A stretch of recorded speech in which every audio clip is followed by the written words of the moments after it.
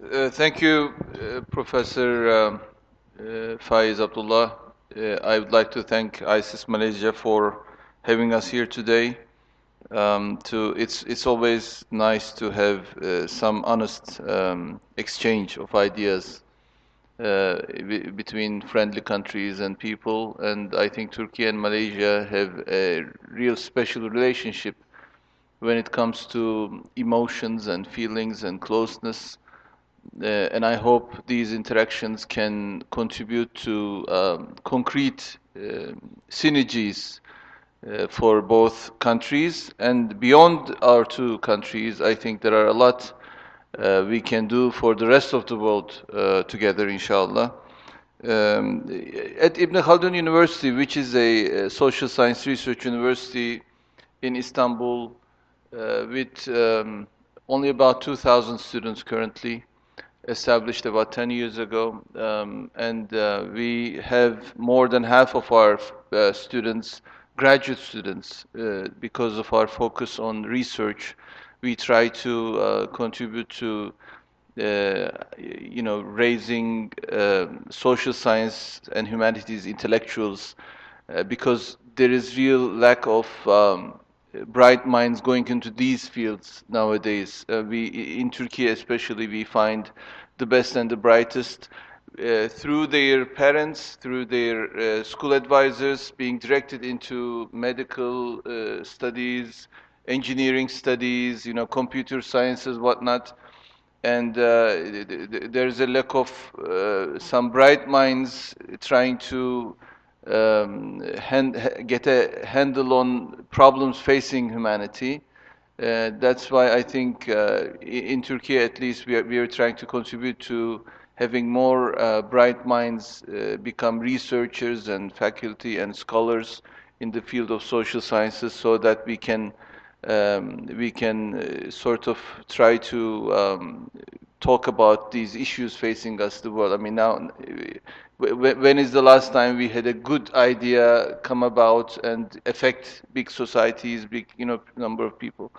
So last year we had an event that goes for about 4 or 5 months. Every weekend we gather undergraduate students from different universities around Turkey. About half attend face-to-face and another half attend through Zoom meeting. And we talk about a theme so that we can attract these young people about graduate studies, about scholarly work. And the theme was very interesting. It was called Diluted Times. And I told the colleagues who are designing this, what are you expecting people to understand from these two words, diluted times? What do you mean? And they said how many of the values that makes us human are diluted in these times. Uh, Patience is diluted. We are no longer patient. Respect is diluted. Respect to your parents, respect to your teacher, respect to your politicians and government officials. Respect for institutions is diluted. Respect for our religion is diluted. We are more snob in our even dealing with our belief system. Quality is diluted. People don't give a lot of effort into what they make in terms of the quality and sustainability of it. Um, we are less serious even. We have politicians in the West without ties anymore. I mean, it's not that I like this very much, but it was at least it was at least a sign of respect for what you do, right? Okay, you do whatever you can do in terms of your looks and your seriousness. That is diluted, and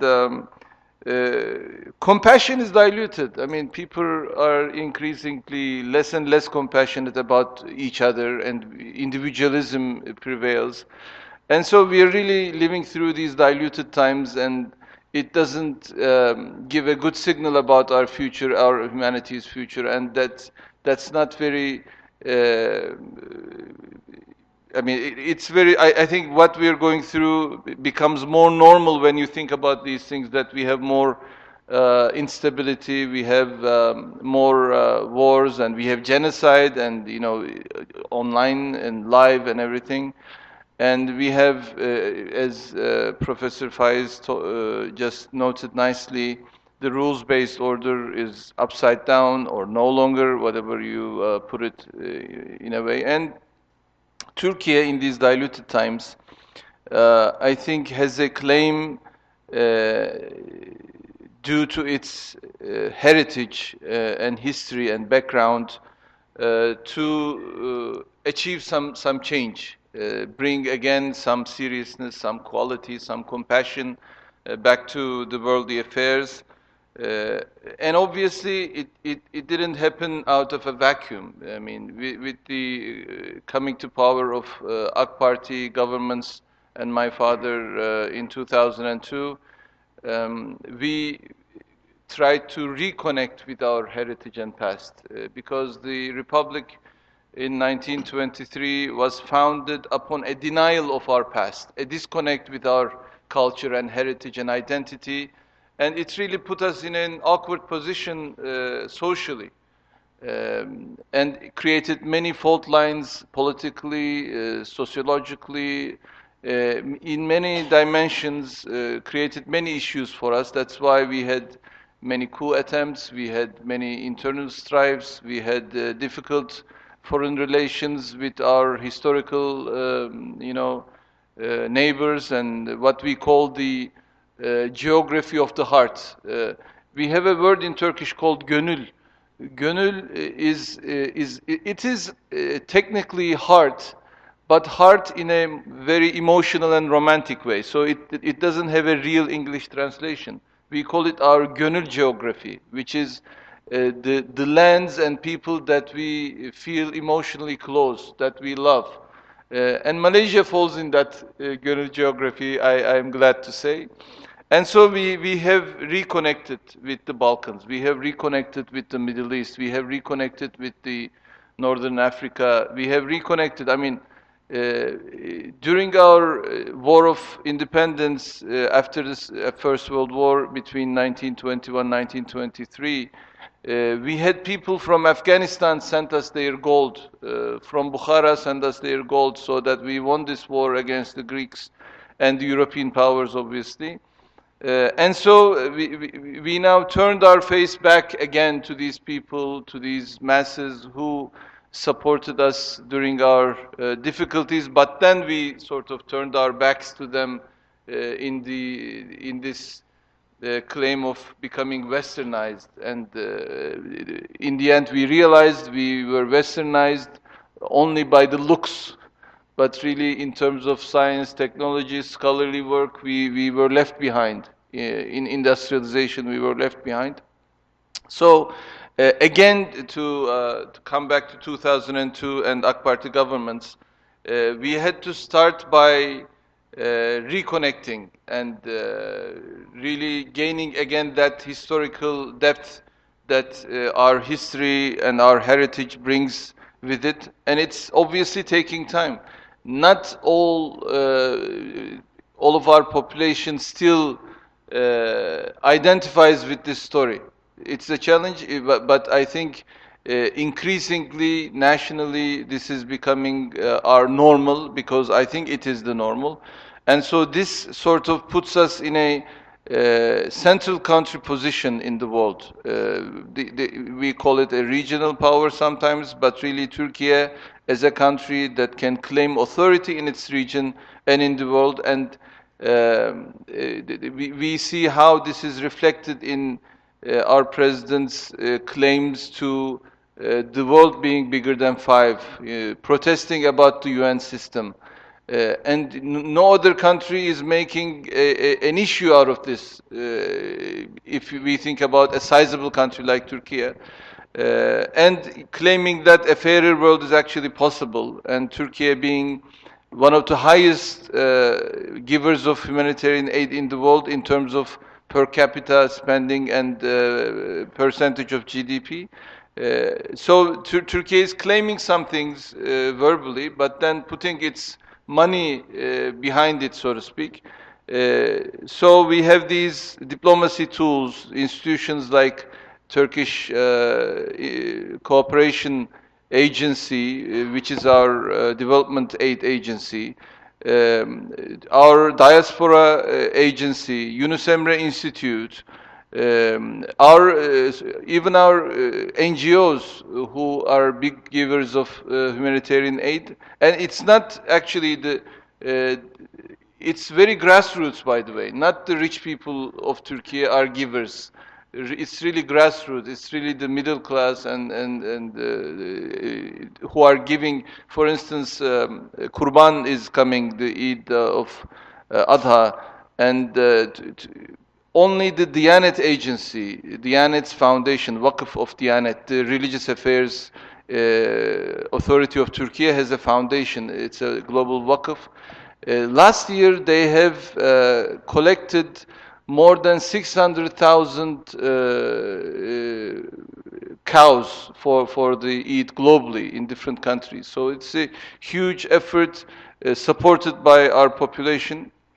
And of course, you have to build on that some tangible tools to be effective. And the defense industry of Turkey plays an important role in that independence, independent action, because I think the Western powers really foresaw a role for Turkey to be acting in line with their strategic goals and sort of falling behind their actions. But Turkey in the last 20 years increasingly is making its own her own decisions, deciding her own, charting its own path. And the strength of the defense industry is very crucial in that. Because 25 years ago, Turkey used to purchase defense industry equipment more than 80% from abroad. Now it's less than 20%. It's a dramatic change. Turkey can now build its own ships, build its own submarines, build its own air defenses, its airplanes, and Turkey is now one of the top 3 powers in the field of armed drones. So these platforms are also adding that to the dimension, making it more tangible. And Turkey is sharing this defense equipment and industry with friendly countries, as opposed to the way Western powers use their defense industry. Turkey is really sharing that very generously, I must say.